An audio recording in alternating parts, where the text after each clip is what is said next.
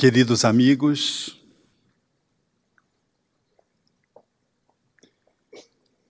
que a alegria da nossa criança interior possa comparecer hoje nas nossas reflexões e numa comunhão, em dias de tantos desafios e tantas tragédias, que são esses que nós vivemos nesse tempo de transição. Deixai que as crianças possam vir a mim. Essa assertiva de Jesus, ela se dá justo no momento em que as crianças tentam se aproximar dele e os seus discípulos se interpõem. É uma prática muito comum, posto que quando as crianças se aproximam dos adultos, elas não têm primazia, elas não têm prevalência. Parece que o direito da criança é subvertido pelo direito dos adultos. Os adultos são mais, e portanto, as crianças quase sempre elas não conseguem acessar a roda de conversa quando os adultos estão entretecendo o diálogo. Há uma interposição. Talvez fosse similarmente esse evento que aconteceu com Jesus. Circunstância ainda mais agravada, posto que naquela época, igualmente, não se conseguia entrever o quão é importante ser criança para poder ser homem mais tarde. Como diria o espírito instrutor de André Luiz sobre a reencarnação de Segismundo, é necessário ser criança para um dia aprender a ser homem. O ato de renascer, ele nos embute um propósito superior. E, portanto, quando somos pequenos, nós estamos num período sagrado. Estamos muito longe de poder avaliar o quão é importante o embrião, o feto, a criança. A pedagogia, a psicologia infantil, a psiquiatria, a medicina, a puericultura, a pediatria estão longe de poder avaliar os contornos de importância e de complexidade que envolve esse período etário em que o espírito renasce para refazer a sua estrutura, o seu caminho, a sua jornada. Estamos ainda distantes de poder perceber o quão é delicado lidar com a criança. Conseguimos valorizar a criança quando elas estão se movimentando, caminhando, intercambiando pela fala, mas muito antes disso, o espírito já jaz na intimidade do ventre materno, na formação do seu corpo pela embriogênese, estruturando-se, e ali ele é mais suscetível às impressões que deve receber pelo processo da educação, que começa intraútero, tendo seus antecedentes. A educação não começa quando a criança nasce. Quando ela nasce, já se foram 9 meses que se perdeu, se não se deu a importância sobre esses 9 meses. Uma mulher grávida deveria nos remeter a uma reverência. Tal é a importância de que se reveste a gravidez. Os Espíritos assinalaram Allan Kardec em O Livro dos Espíritos sobre esse período fundamental da criança. É nessa circunstância que nós somos capazes de reitinerar projetos, refazer condicionamentos, estabelecer novos rumos, compor novos scripts. Portanto, quando uma criança se aproxima, quando ela já fala, ou quando ela faz as suas peraltices, ou quando ela se interpõe num grupo de conversa, ela não deixou de ser criança, e ainda que a sua atitude possa parecer ser inconveniente, e ainda que seja inconveniente, a nossa intervenção deveria ser sempre sagrada, sempre de acolhimento, ainda que merecesse um trato corretivo, uma pontuação que pudesse levá-la a uma mudança de postura muito normal no processo educativo, mas jamais deveríamos ter atitudes de violência, que pode parecer violência, que nós não cometemos porque nós não espancamos crianças, nós não invadimos-las sexualmente, nós não estabelecemos nenhuma tragédia ofensiva ao seu corpo, mas há uma violência quando eu digo para uma criança, cale a boca, a criança não sabe o que fala. Essa é uma violência. O cale, você está se intrometendo, você não está vendo que nós estamos conversando? Mal educada, porque sou eu que estou educando. E por isso ela está mal educada. Isso é uma violência com a criança. O processo, portanto, de lidar com a criança é muito desafiador. Eu vivi uma experiência com a minha sobrinha de colo. Ela deveria ter os seus 4 anos. E uma tia, já com muita idade, assim, não em dia com a própria memória, e não sabendo também lidar na sua intervenção de interação, falava demasiadamente. E ela, essa criança, essa minha sobrinha no colo da mãe, olhou para nós 12 e disse, como é que desliga ela? Um constrangimento. Mas na posição de educadores, quiçá alguém pudesse dizer, eu dou-lhe um tapa na boca se você repetir isso. Alguém poderia dizer assim. Ou então, que menina abusada. Alguém poderia dizer isso. É uma fala inconveniente. Porque havia um ancião se postando de uma forma igualmente inadequada, mas coerente com a sua movimentação psicológica, mental. É necessário fazer uma intervenção que seja ecológica, de tal modo que todos possam se beneficiar no eterno exercício de aprender um com os outros. Quando somos crianças, nós somos chamados, portanto, a fazer uma grande viagem, que a reencarnação, e somente ela, nos dá a importância do significado da vida intra e extrauterina. E é nesse viés que nós vamos nos perceber sendo chamados a lidar com as crianças que estão na conta de nossos filhos ou educandos, e com as crianças que são nossos perfilhados, mas também com a criança que jaz na nossa própria intimidade.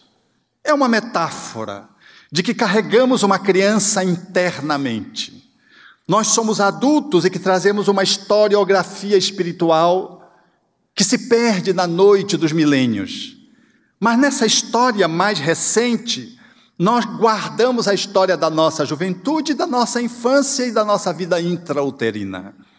Esse momento mágico, ele deve, portanto, comparecer quando somos adultos na nossa interação existencial, social, afetiva, espiritual, porque tudo que fomos, de alguma forma, deságua no aqui, no agora, no presente, portanto, interferindo positivamente ou negativamente.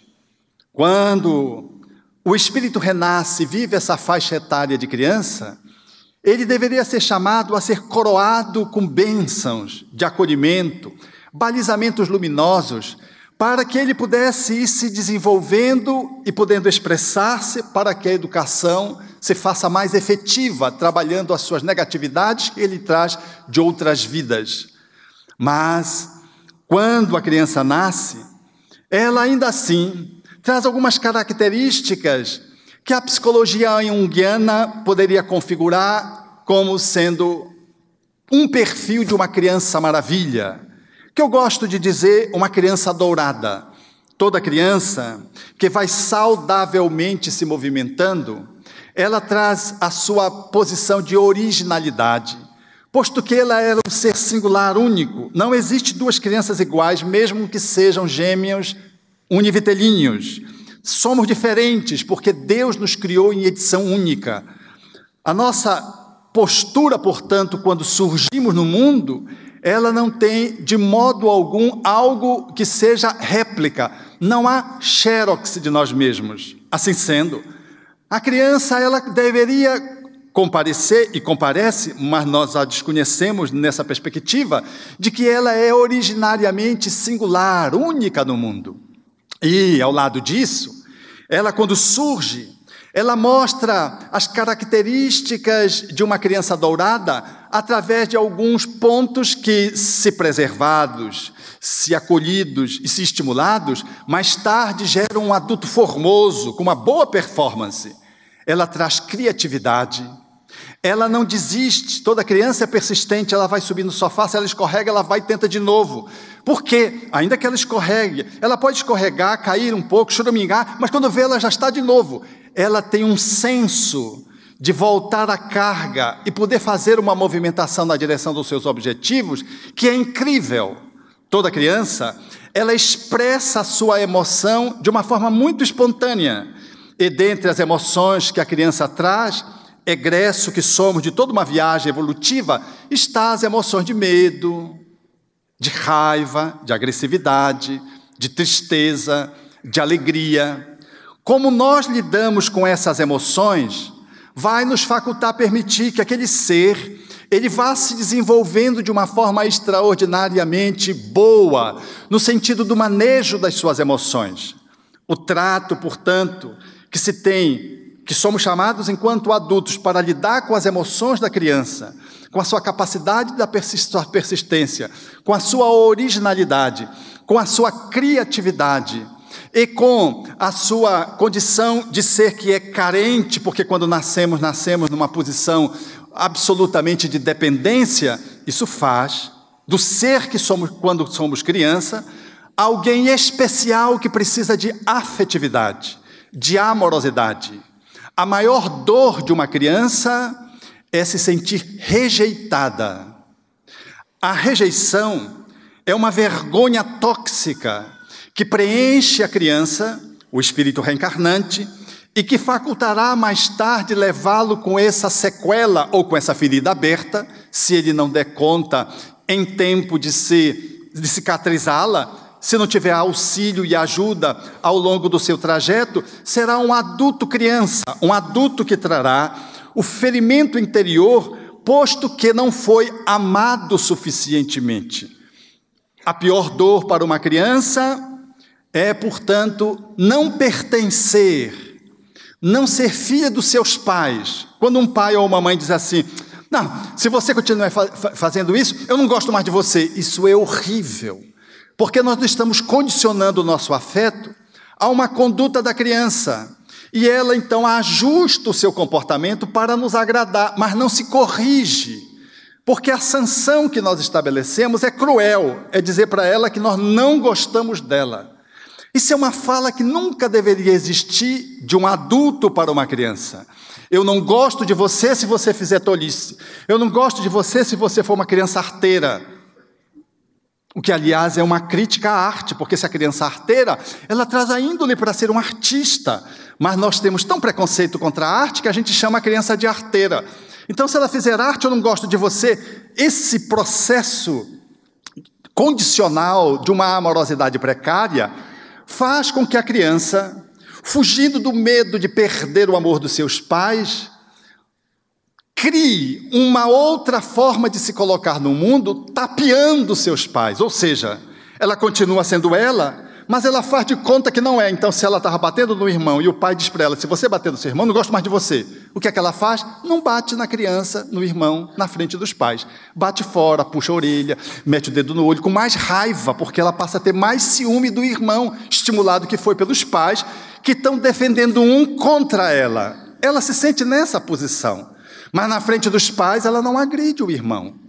E ela faz isso para não perder o amor dos pais. Quando vamos para fora do país e encontramos um brasileiro em qualquer lugar, ainda que seja num país de ponta, do ponto de vista da qualidade de vida, nós sentimos o que sentem todos os estrangeiros, porque a terra ainda, infelizmente, tem países. Eles sempre têm uma saudade da sua nação. É um processo de pertencimento. A despeito de você se sentir bem naquele lugar, a sua terra fala das suas entranhas, fala da sua origem, fala do processo de pertencimento, porque por mais que você seja cidadão naquele país onde você está, na posição inicialmente de um estrangeiro, e que ganhe cidadania, não é a mesma coisa de você, da relação de você com o seu país originário. Há, portanto, uma sensação de pertencimento. Os imigrantes, esses que na Europa saem da Síria, por exemplo, para os outros países, eles sofrem muito, ainda que aí sejam acolhidos adequadamente, porque a Síria é o seu berço, é a sua família, é o seu lugar. É, portanto, a relação de pertencimento. Se nós adultos temos dificuldade, às vezes, de nos acomodar, quando saímos de um país para o outro, imagine uma criança que é ameaçada de pertencer à família, quando seus pais dizem: eu não amo você se você continuar se comportando assim. Isso, definitivamente, é uma das violências mais graves que podemos cometer contra uma criança. Porque poderíamos dizer a ela: eu não gosto desse comportamento. Essa atitude não é adequada. Papai, mamãe, não gosta dessa atitude. Da atitude, não é da criança. E poderíamos dizer isso colocando-a no colo: venha cá, eu amo você, mas esse comportamento seu está muito fora da casinha. Está de bom tom. Eu não estou condicionando o meu amor a ela e nem a relação de pertencimento ao comportamento dela. O meu amor é incondicional, tanto quanto possível. Eu verbalizo isso para que ela se sinta segura, porque toda criança que não se sente amada, ela fica com um sentimento interior de que ela é falha, de que ela é incompleta, de que ela é vergonhosa. É um sentimento de incompletude. É como se ela tivesse nascido com defeito de fabricação. A pior coisa que tem para o ser humano, portanto, é se sentir não integrado à sua matriz de origem, portanto, aos seus pais. E quando nós não conseguimos fazer isso, seja pela verbalização e especialmente pela ação, o espírito que reencarna, ele se ressente profundamente, porque ele se sente lesado nas suas entranhas afetivas, emocionais, e ainda que ele se esforce estereotipando um outro comportamento para agradar os seus pais, para não perder o amor dos seus pais, ele faz isso deixando de ser ele, e assim ele vai se desenvolvendo, trazendo na sua própria história recente, enquanto espírito, que renasceu para evoluir, um descompasso entre aquilo com que eu me apresento e aquilo que eu sou verdadeiramente.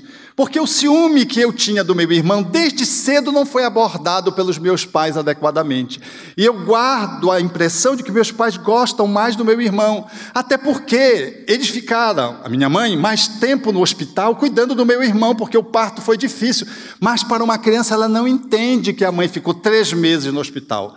Aquele intruso que foi o irmão que nasceu depois, tomou a mãe para ele. E se a mãe volta e dá mais atenção, porque esse aqui é o goguento, que quase que nasce, quase que morre, ficou 3 meses no aeroporto, para voltar para o mundo espiritual. Se ficou, a criança que já estava lá, a anterior, ela começa a olhar de que a mãe ama mais aquele outro. Esse é um drama das crianças que apresentam deficiência, porque quando o pai atende uma criança deficiente, as crianças outras, às vezes, ficam sentindo-se marginalizadas. Às vezes elas querem adoecer para receber o carinho e a atenção do pai. Elas querem ir para o hospital, receber injeção, chorar para que os pais as acalente, porque só o outro recebe acalento. E ela faz isso no jogo mercadológico da busca do pai e da mãe, numa orfandade em vida, onde ela apresenta comportamentos antissociais, ela se insurge enquanto criança, fazendo atitudes absolutamente patéticas, ela regride e assume comportamentos indevidos para apanhar dos pais, mas para depois receber o colo dos pais, que, culpados por terem dado uma bolacha aqui e acolá, mais, com muita força, colocam no colo e ficam, ou abraçam, aí a criança recebe o abraço, ela quer o abraço, mas ela só recebe o abraço que o outro irmão recebe ordinariamente, se ela fizer uma falcatrua e o pai espancá-la, a mãe espancá-la, porque depois eles ficam culpados, com remorsos, e abraçam a criança. Ela não quer ser espancada, ela quer o abraço, mas para chegar no abraço, ela usa um comportamento de subversão da ordem, das regras que ela já assimilou, e ela faz de propósito, para poder então receber dos pais o que ela quer. Não é a palmada, a agressão, o espancamento que às vezes existe, é depois o carinho, o beijo, o abraço e às vezes até um pedido de desculpa que o pai ou a mãe pede para o seu filho. Esse é esse jogo que vai se estabelecendo, e a criança que vai se desenvolvendo, o espírito que vai se corporificando no tempo, ele não consegue, portanto, lidar adequadamente consigo próprio, porque é uma fratura, ele não consegue ser ele. Ele tem que mimetizar um outro ser para atrair a atenção do pai e da mãe. Ele tem que, na cabeça dele, concorrer com o irmão, que é doentinho, ele não é. Ou com o outro, que é muito sabidinho, é muito evangelizado, faz tudo certinho, e a mãe elogia. Olha, veja como o seu irmão é. O seu irmão faz tudo certinho, lê, faz a prece, não sei o quê. Criança, às vezes, assume essa postura, e às vezes são espíritos mesmo, mais organizados. O outro, que é mais trevoso, vendo isso, que é o que mais precisa, aí que ele fica mais aborrecido mesmo, e ele vai, portanto, se desenvolvendo, trazendo esse conflito interno. Ele não consegue ser ele. Ele faz de conta que é bom, mas ele tem muita raiva dele próprio. Porque o outro que é bonzinho recebe carinho, ele faz de conta que é bom para receber carinho. E ele vai se desenvolvendo. Sabe Deus como? Eu não estou falando de vocês, eu estou falando das crianças que são educadas em Belém e dos adultos, crianças que vivem em Belém, que somos nós, me incluindo, que vivemos em Belém, adultos, e que carregamos dentro de nós mesmos uma criança que não foi suficientemente validada, confirmada, amada, que não teve a oportunidade de lidar com as suas emoções adequadamente, que às vezes recebeu um trato que foi desumano, porque foi violento, porque foi inadequado, e somos, portanto, adultos crianças. Adultos que carregamos numa história crianças com ferimentos graves. E nós manifestamos isso através do nosso comportamento inadequado enquanto adultos. E isso surge desde a juventude, mais tarde, quando adulto, jovem, quando nós queremos pegar a nossa criança interna, que não foi acolhida, que foi maltratada, que não foi validada, que não foi suficiente para os seus pais, ou que pelo menos não se sentiu assim, porque às vezes os pais fazem tudo o que podem. Na maioria das vezes os pais fazem o que podem, e às vezes fizeram muito, mas o espírito, quando reencarna muito atrapalhadinho, ele acha também que nunca é suficiente, não importa qual situação. O fato é que quando nós crescemos e trazemos esses ferimentos internos na nossa criança interna, a gente quer rifar a nossa criança, como faz os adultos com as crianças hiperativas, por exemplo, as crianças que têm um comportamento inadequado socialmente, elas empurram para lá, empurram para ali, querem que a escola resolva o problema, querem que o psicólogo resolva o problema, querem que o psiquiatra dê remédio, não é assim? Rifamos a criança, mas não assumimos a criança como sendo os protagonistas principais na educação desse espírito que reencarnou sob a nossa guarda, que deveríamos buscar auxiliares, mas não deveríamos transferir a nossa criança que tem um comportamento, por exemplo, hiperativo e impulsivo, para outras pessoas, resolvê-lo para outras instituições, ou para as ONGs, ou para o centro espírita, porque a gente quer que os espíritos resolvam o problema da nossa criança, que é uma criança que tem traços de personalidade que lembram a personalidade antissocial, os psicopatas. É verdade, então, que quando nós vamos caminhando, trazendo essas crianças, a gente faz um processo similar. A gente quer encontrar um homem que atenda a minha criança interna, enquanto mulher. Ou uma mulher, por exemplo, que quer encontrar um homem que represente o pai, que não deu conta de poder ser suficiente para a nossa criança interior, para a nossa criança quando éramos criança. Então a gente começa a dar para o professor, a dar para o dirigente da reunião mediúnica, que a gente quer que o dirigente da reunião mediúnica nos atenda com tal desvelo, que às vezes a gente olha e vê que é desproporcional. Há uma carência de afeto, há uma carência de atenção, e eu demando o dirigente da reunião mediúnica, levando a minha criança, que não receba o amor lá do pai, da mãe, dos cuidadores. E eu faço isso e me frustro quando o dirigente não me atende todos os caprichos. Me frustro quando aquela mulher, aquele homem, não dá conta de ser suficiente para me amar do jeito que eu acho que eu mereço ou preciso. Na verdade, essa inconsequência, porque é um movimento inconsciente, nós, a maioria de nós, reencarnados adultos, fazemos. Nem damos conta de que às vezes nós não estamos sendo possuídos por uma entidade espiritual obsessora que nos subverte à vontade. Nós estamos sendo dominados por um processo de auto-obsessão dessa vida, que é a nossa criança interna, que ferida rege a nossa vida e nos conduz inadequadamente para posturas que às vezes são muito negativas. E elas nos conduzem porque a gente não tem o autoconhecimento para poder perceber que quando a gente está numa reunião e alguém discorda da gente, e a gente se sente ferido com isso, levanta e sai e bate a porta. Qual é o comportamento de um adulto que não sabe dialogar numa reunião cuja sua fala não é compreendida ou não é recebida bem pelo grupo? E sai e bate a porta. Que comportamento é esse? Qual é o adulto que maduro não consegue conversar com a esposa e dialogar com ela e começa a gritar, ter faniquito? Ou a esposa que desmaia quando começa a ter um faniquito, quando começa a entrar num processo mais tenso? Isso é um comportamento infantil. E nós fazemos isso repetidas vezes. No centro espírita, quantas vezes nós vemos assim no trabalho?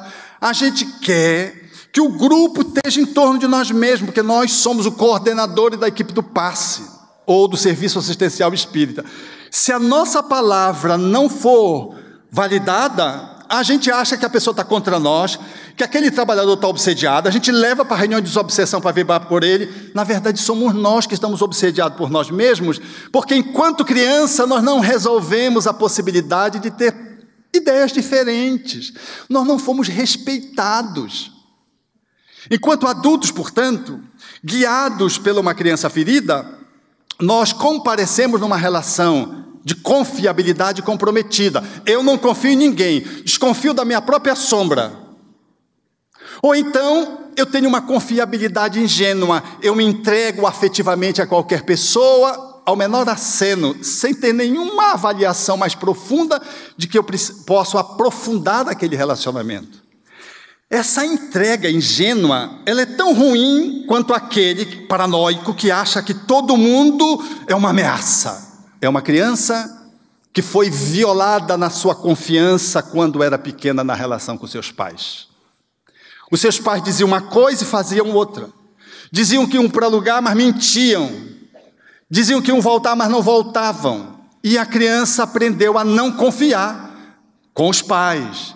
Gera-se uma lesão interna que ela vai carregando com ela, de que as pessoas não são confiáveis. E ela passa a não confiar nas pessoas, guiada pela uma criança interna.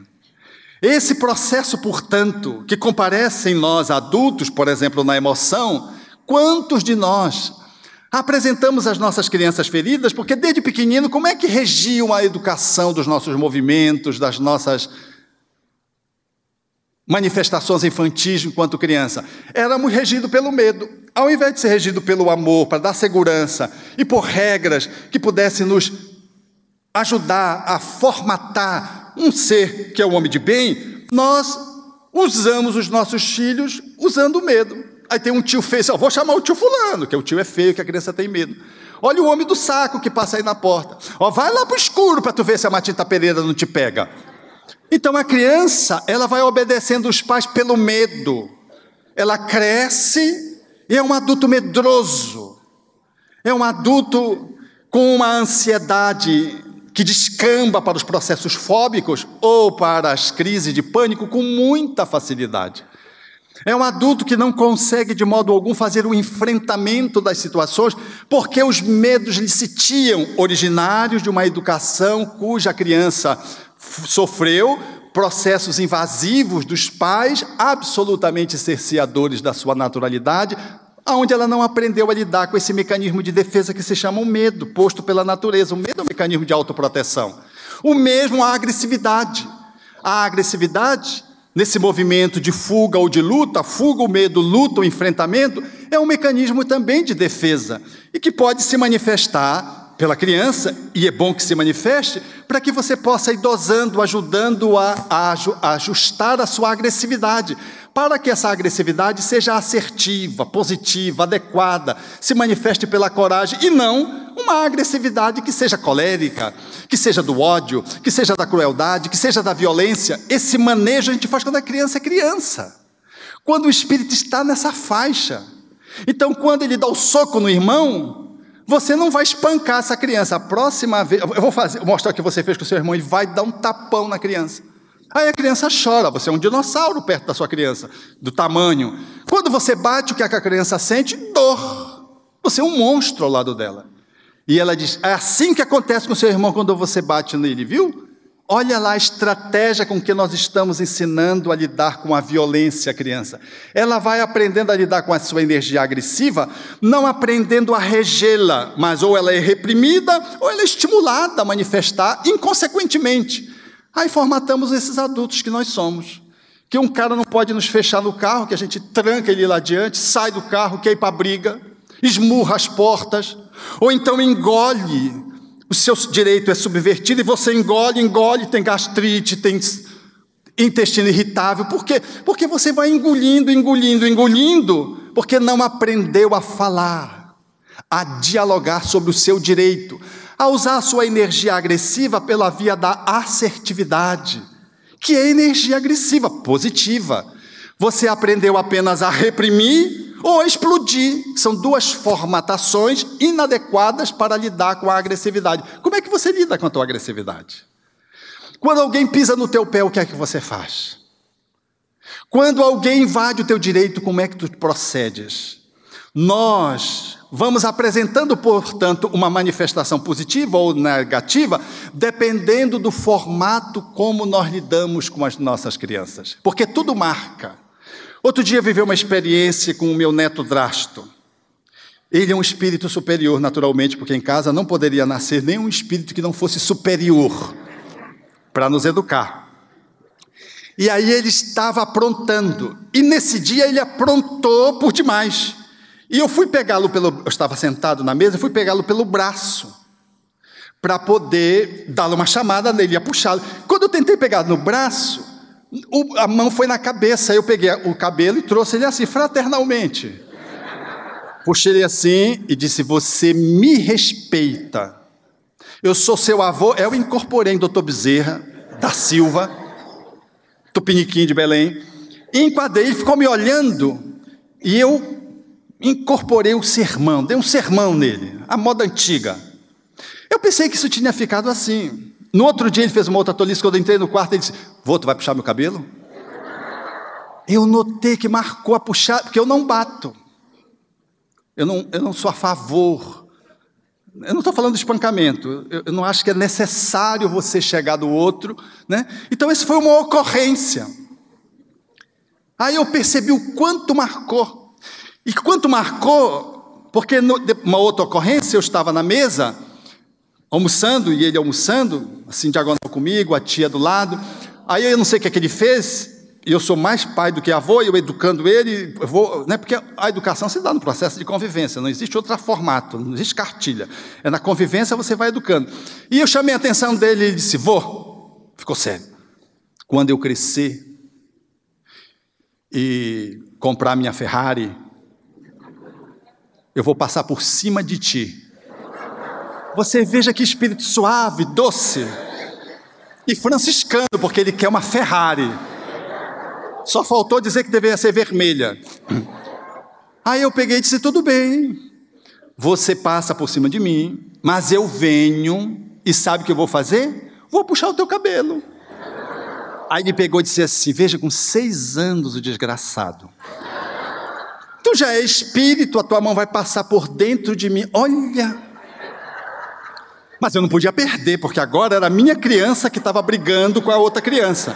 Eu disse, eu incorporo na tia Tami, que ela é médium de incorporação, né? Eu incorporo nela e vou e puxo o teu cabelo. Ele achou o máximo.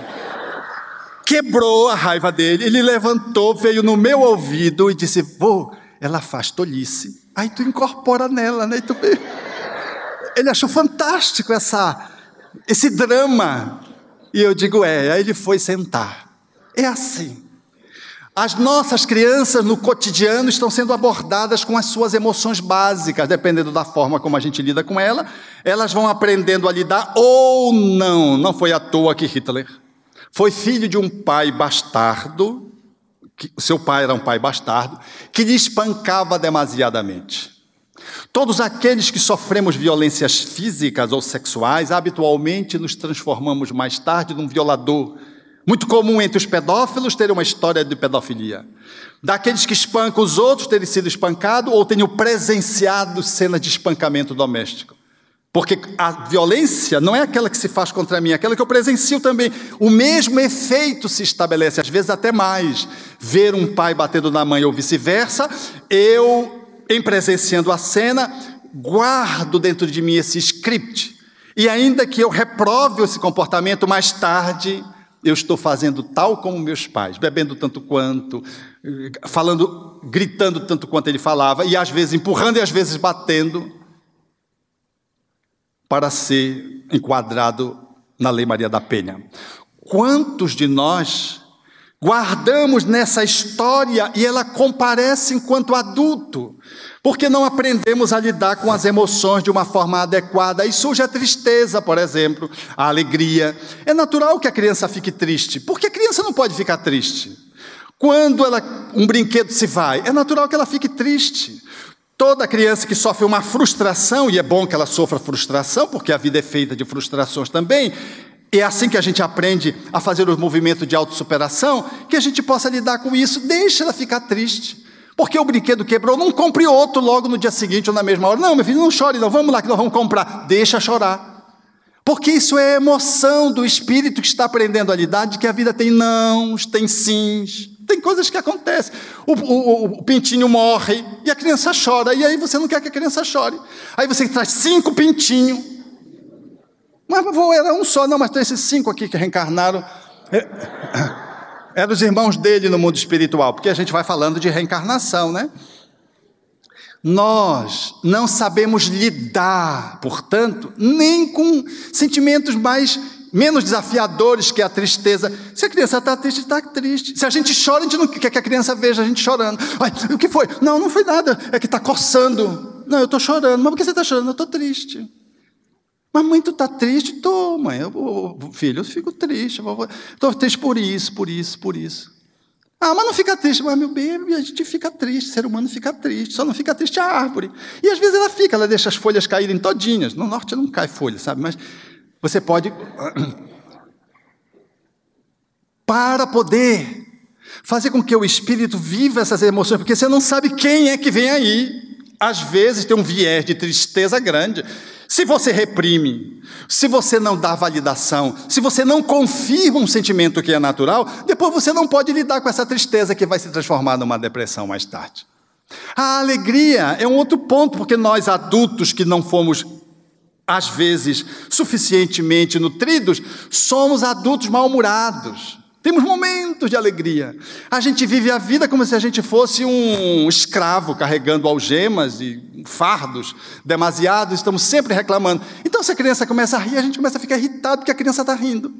Ora, qual é a criança que não gosta de brincar e não gosta de rir? Isso é uma das características da criança maravilha, sorrir. Porque sorrir e chorar é uma característica própria do ser humano.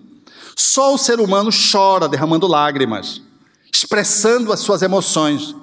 Mas a gente cresce e aí a gente não consegue ficar triste, porque se fica triste, a gente fica incomodado porque a gente está triste. A gente começa a rir sem ter vontade de rir, demonstrando claramente que a gente não dá permissão de sentir um pesar, uma desencarnação de um ente querido amado. Não pode, porque se ficar triste, se chorar, o morto faz mal para onde o morto estiver. Quem disse que faz mal para o morto, aonde o morto estiver? O que não faz mal não é a lágrima, não é o sentimento, é a energia. E a energia de revolta, essa faz mal. É um telefonema inadequado, que pode ou não afetar o outro. Mas sentir tristeza, chorar e ter saudade, são fatores normais, são fatores, no processo evolutivo espiritual, humanos, onde nós nos encontramos, são normais. Não faz mal para ninguém. No movimento espírita há uma crença de que ninguém pode chorar pelo desencarnado. A gente, porque é espírita, aí pronto, a gente tem que estar sorrindo no velório. E aí a gente vê gente sorrindo, porque tem um estereótipo também da alegria mal vivida, né? É aquela pessoa que ri de tudo. Toda pessoa que ri de tudo, ela não está bem, não. Porque os loucos, determinado tipo de loucura, ou dependendo da fase do transtorno mental que a pessoa está experimentando, ela ri. Uma pessoa que ri de tudo, que não para de rir, ela está vivendo um conflito interno, porque o homem que é normal, ele ri, ele chora, ele silencia, ele assovia, ele canta, ele fala. Esse aqui é o homem normal. Então, qual é o momento de sorrir? A gente sorri. Mas se o momento é de tristeza, a gente fica contrito. E se é vontade de chorar, chora. A maioria das pessoas que choram pedem desculpas. Já prestaram atenção? E a gente lá começa logo a puxar o lenço. Não é por causa do outro, não é por causa da gente mesmo, que a gente começa com vontade de chorar também, porque a gente foi reprimido também. 2 crianças reprimidas, que não puderam chorar, porque o pai desengole o choro. Eu vi uma jovem que eu atendi, a mãe diz assim, ela me espanca, eu começo a chorar, ela diz, engole o choro. Aí eu engolia, depois ela disse, agora ri. Ela fazia a filha rir. Isso é o processo da esquizofrenização. Isso é a ruptura completa. E nós, às vezes, somos assim. O outro começa a chorar, a gente começa a se incomodar. Aí, ao invés de oferecer o ombro, ou dizer, puxa, fique à vontade, chore. Porque às vezes é esse o momento, né? Às vezes até levantar e abraçar o outro, ou então chorar junto com o outro. Se a gente chorar junto com o outro, é fraqueza. Se for um homem, então, aí que... Mas Jesus chorou, e mais de uma vez.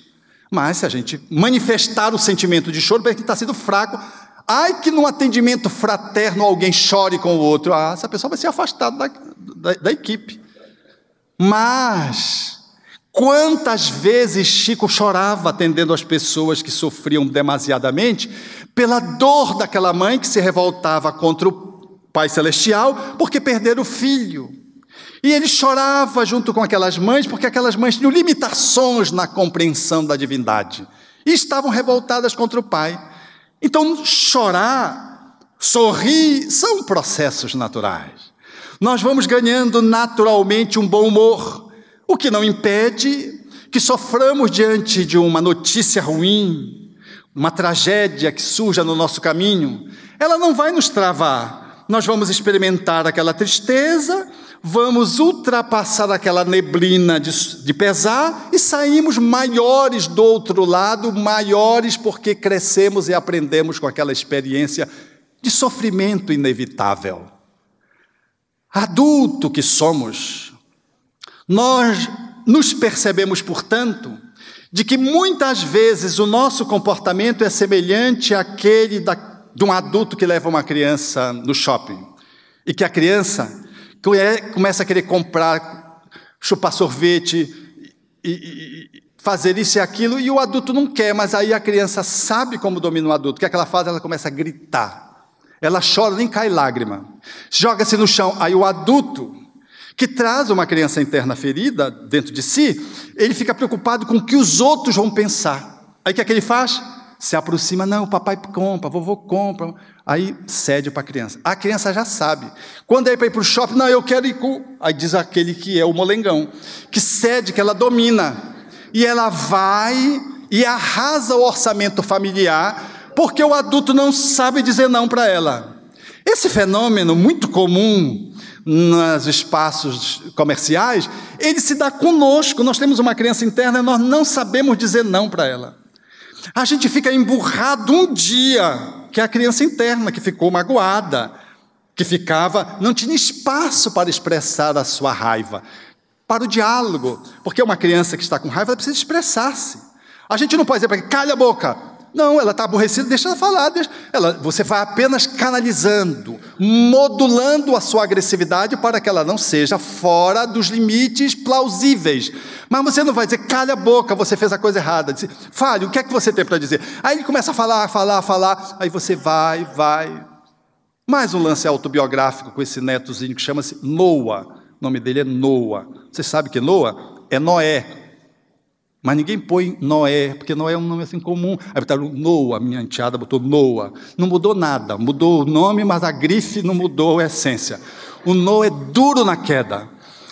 E aí eu filo deixar o computador, que é um desafio para as crianças dos dias de hoje, a compulsão por esses equipamentos eletrônicos, e disse, não, nós vamos, aí saímos para jantar. E ele saiu fazendo tolice dentro do carro. Aí lá pelas tantas, ele disse assim, eu odeio você. Eu peguei e disse, mas eu continuo amando você, mesmo você me odiando. Mas eu não gosto de você. Pois é, mas eu eu amo você, mesmo você não gostando de mim. Aí lá pelas tantas ele disse, sabe, vô, quando tu diz que tu me ama, vai passando essa raiva. É impressionante. Eu poderia dizer, calha a boca, eu sou seu avô, senão eu lhe dou, arrebento a bochecha, a boca, o dente. Era assim na minha época, né? Dou um tapa que arrebenta os dentes. Quer dizer, não era só para silenciar, era para ir para o dentista depois. A gente deixa, gradua quando ele vai além de menos. Ele já sabe quando é menos, é porque ele está ultrapassando os limites. Mas ele se expressa e depois ele vai. Eu acompanho e depois ele vem para o meu nível de condução, porque sou eu, o adulto, que estou conduzindo ele. Aí eu fico vigiando o quê? A minha criança, porque a minha criança quer brigar com ele. Aí eu fico lutando com a minha criança interna e com a criança que é ele. É impressionante. Outro dia eu disse, olha, eu vou viajar. Você pode dormir com a sua avó. Quando eu viajo, ele dorme na cama, nessas circunstâncias, que são pontuais. E quando eu viajo, ele disse, quando tu voltas? Eu não volto mais. Ele disse, oba! Tu dá a toda a tua casa e tudo que tem dentro para a mamãe? A casa que tem dentro é dos computadores, dos celulares. Aí eu morri de rir, porque foi muito engraçado, a minha esposa riu, ficamos rindo. No outro dia, no almoço, eu estava comentando com a minha enteada essa ocorrência, ele também, almoçando. Ele disse, tu não sabe o que o Noah disse ontem para mim. De que eu disse que ia viajar, ele disse que tudo bem, eu disse que não voltava mais, ele disse que se eu podia deixar a casa e tudo que tinha dentro para ele. Aí ele pegou, aí ela riu, eu ri. Aí ele pegou assim, não, vô, é porque ontem eu estava aborrecido. Porque se tu fores e não voltares, eu vou dizer, volta, vô, volta, vô. Quase que eu digo, larga este corpo, que este corpo não te pertence. Porque parece que ele está vendo. Gente, espírito matreiro. Porque nessa fase é natural que ele olhe só para as suas necessidades. É uma fase do egoísmo compreensível. Então, à medida que nós vamos nos dando conta enquanto adultos, nós vamos percebendo que nós trazemos essa criança que ainda precisa ser atendida, precisa ser levada a Jesus. Não são só os nossos filhos, aqueles que nós evangelizamos na casa espírita, nós precisamos levar a nossa criança interna para que Jesus a cure, ou para que o nosso Cristo interno possa curá-la. Esse fenômeno é um fenômeno que, à medida que nós vamos fazendo, nós vamos nos tornando melhores pais, melhores professores, melhores educadores, melhores evangelizadores, melhores pessoas. Porque a criança que vai se curando dentro de mim, ela vai se integrando. E todo adulto que detém essa criança, que vai ficando curada, ele vai dispondo da maravilha da criança interior. Dessa criança dourada, que faz com que ele possa rir, faça com que ele possa nunca desistir, que faça com que ele possa lidar melhor com as emoções, que tenha uma criatividade fecundante e de que seja capaz de amar muito profundamente, porque toda criança que vive essa experiência, ela é capaz de fertilizar o adulto, trazendo esses predicados, que são próprios da natureza divinal que nos criou, e que quando eles estão bem dentro da gente, na conta dessa metáfora da criança interna, eles sinergicamente potencializam-nos enquanto adultos para que possamos ser pessoas maiores. Quando a gente olha Chico Xavier, parece que a gente vê dentro dele uma criança, porque ele era de uma pureza, mas ele não era uma pessoa ingênua, boba, mas ele era puro. Mas para ser sagaz, ele não precisava ser caprichoso, não precisava ser manipulador, ele não era assim. Então ele tinha muito bem integrado dentro de si esses conteúdos, nada obstante tenha tido uma criança interna na sua história, maltratada, mas porque era um espírito superior, ele conseguiu dar a volta por cima.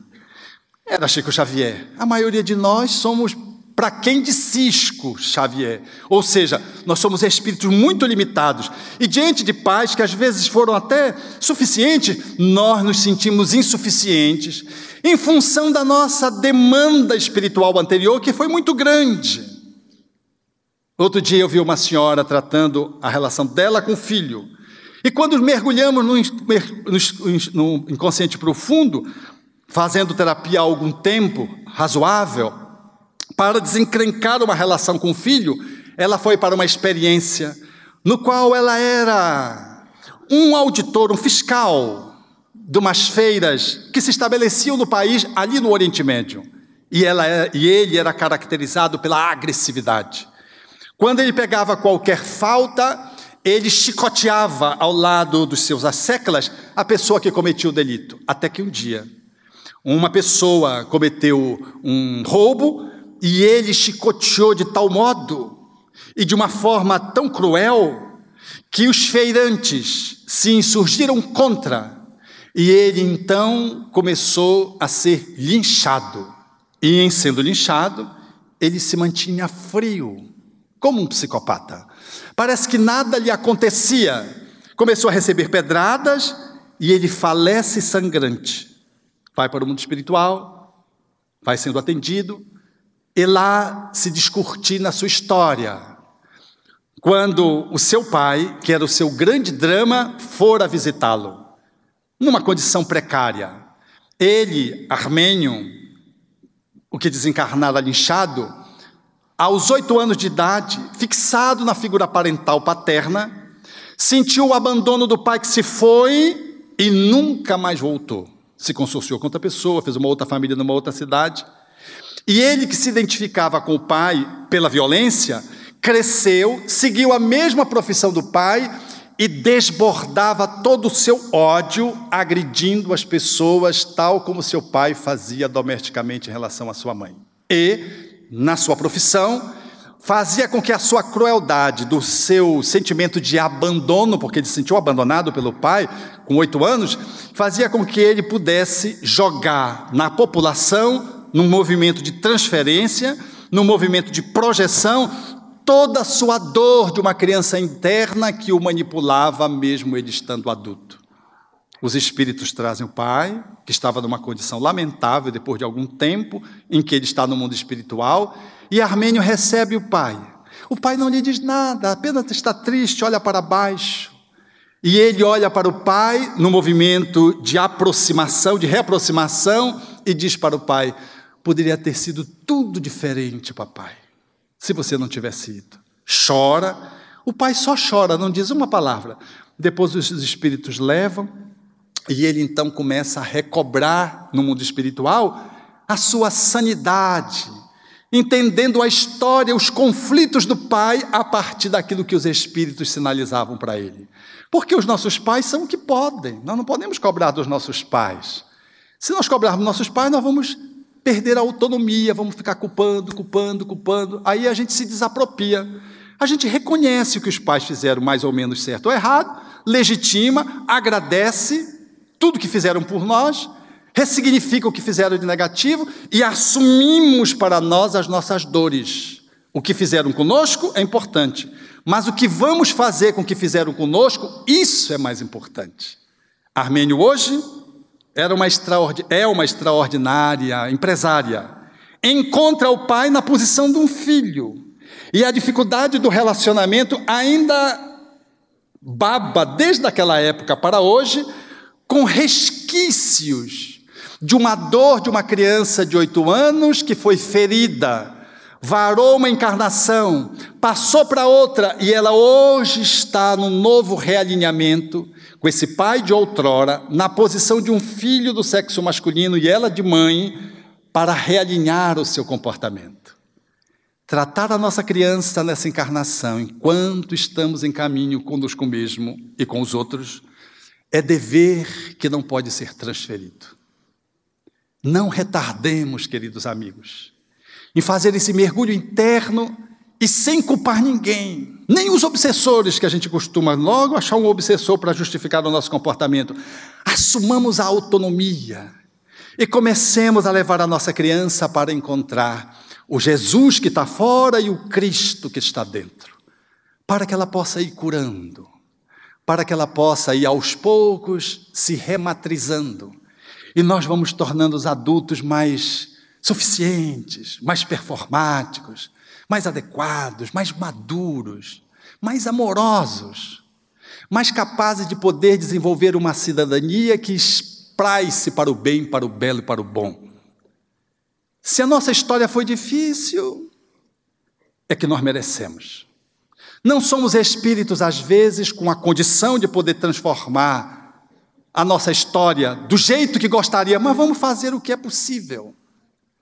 Como vi, para encerrar, numa audiência com João Paulo II, no noticiário que a gente teve a oportunidade de ter acesso, quando um grão rabino vindo de Israel marcou uma audiência, ele já parkinsoniano, estabeleceu que o tempo seria reduzido e sentado recebeu o rabino que viera de Israel. E o rabino se apresentou e disse que ele era Israel Lau, e que ele queria dizer que no ano de 1942, um pai dominado pela perseguição nazista foi levado, deixando um filho com 2 anos com a mãe. E a mãe, percebendo que poderia ser a próxima vítima, correu e foi doar a sua filha para uma mãe católica, seu filho para uma mãe católica. E disse para a mãe o pelo quê. O pai tinha ido para o campo de concentração. Talvez ela fosse, e ela não queria que o filho fosse, entregava o filho, portanto, àquela mãe, que não era da sua crença, era cristã. A mãe católica, amiga, aceitou, e quando aceitou, ela disse, mas tem uma condição. Eu quero que quando a situação passar e se eu não estiver mais, e a guerra acabar, você leve o meu filho para ser educado na cultura do judaísmo. A mãe católica, diante daquela situação, pensou e aqueceu. E a mãe deixou a criança, que agora estava sob a tutela de uma nova mãe. E, de fato, aconteceu o que era previsível. A mãe foi para o campo de concentração. Quando a criança completou 4 anos, disse o rabino, a mãe pensou em batizar, mas ficou lembrando da promessa que tinha feito a mãe judaica. Então procurou o pároco da sua aldeia, na Polônia, no norte da Polônia. E ao chegar com o pároco, com o padre, contou a história e perguntou qual era a opinião do pároco, se ela batizava ou se ela encaminhava o filho, que agora contava com 4 anos, e a mãe já tinha se afeiçoado à criança, para Israel. O pároco disse então, se você batiza, você está defraudando o compromisso de confiança assumido com aquela mãe. Dê o filho para que Israel possa educá-lo conforme foi o compromisso de confiabilidade assumido. Imagine uma mãe que já está com uma criança há 4 anos, dar o seu filho, e assim ela o fez. E deu para que se pudesse criar lá em Israel. Então Israel, lá, virando-se para o Papa, disse, esse menino sou eu, um grão rabino. O Papa achou a história extremamente curiosa e interessante, enquanto o rabino complementava, mas o mais interessante é que, Sua Santidade, o pároco era o senhor. Carol Wojtyla levantou-se, eles se abraçaram e começaram a chorar. Porque a divindade tem sempre esses recursos para encaminhar os filhos por outros caminhos que às vezes a gente não sabe entrever qual é o objetivo maior. 2 mães tiveram que entregar o filho. O filho teve que perder um pai, do outro pai, outra mãe e outra mãe. Mas agora era um rabino de respeitabilidade não só entre os judeus, mas numa comunidade mundial, diante do maior representante da nação católica, indo ao seu encontro para celebrar de que quando nós somos capazes de poder lidar com a nossa criança interior, e nós conseguimos transformá-la na criança dourada, nós assumimos posturas capazes de desconhecer crenças, fronteiras, países, e somos capazes de viver o amor nesse design, nessa contextura, nessa propositura. Portanto, deixai que venham a mim as criancinhas, não as embaraceis. É a fala de Jesus para todos nós conduzirmos a nossa criança interna para que Ele as possa, em nos ajudando, curar. Muito obrigado.